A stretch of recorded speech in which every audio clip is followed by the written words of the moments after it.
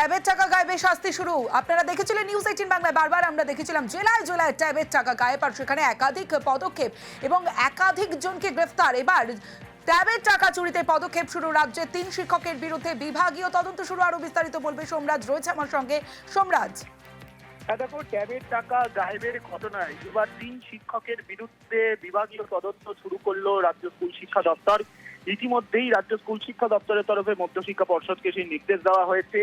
মধ্যশিক্ষা পর্ষদের তরফে ইতিমধ্যেই 3 শিক্ষককে শোকজ করা হয়েছে। শোকজের পর ডিসিপ্লিনারি প্রসিডিং অর্থাৎ বিভাগীয় তদন্তের প্রক্রিয়া শুরু করবে মধ্যশিক্ষা পর্ষদ। তুমি জানো যে প্রায় 3 মাস আগে ট্যাবের টাকা গায়েবের ঘটনা, একাধিক পড়ুয়ার ট্যাবের টাকা গায়েব হয়ে যাচ্ছিল এবং তারপরই স্কুল শিক্ষা দপ্তরের তদন্তে উঠে আসে বেশ কয়েকজন শিক্ষকের ভূমিকা, এবং তারপরই পুলিশি রিপোর্টের ওপর নির্ভর করে বা পুলিশের থেকে রিপোর্ট পাওয়ার পরেই 3 শিক্ষকের বিরুদ্ধে বিভাগীয় তদন্তের প্রক্রিয়া শুরু করলো রাজ্য সরকার। মধ্যশিক্ষা পর্ষদকে নির্দেশ দেওয়া হয়েছে বিভাগীয় তদন্ত শুরু করার জন্য যা যা পদক্ষেপ তা করতে। পর্ষদের তরফে ইতিমধ্যেই 3 শিক্ষককে শোকজ করা হয়েছে। পূর্ব বর্ধমান ও মুর্শিদাবাদ জেলার এই 3 শিক্ষক বলেই জানা যাচ্ছে। বেশ সোমরাজ।